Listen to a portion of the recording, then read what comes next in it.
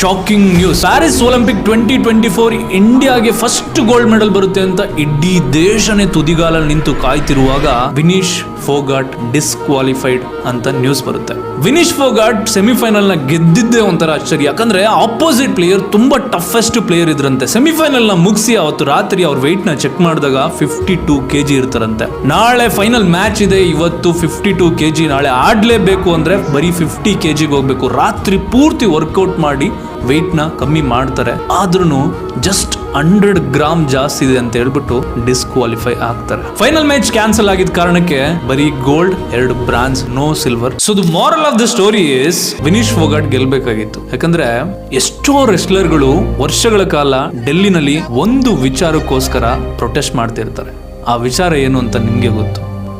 ಗೆದ್ದಿದ್ರೆ ಒಂದ್ ಪಕ್ಷ ಅವ್ರಿಗೆ ನ್ಯಾಯ ಸಿಕ್ಕಿರೋದೇನೋ. So sad. I feel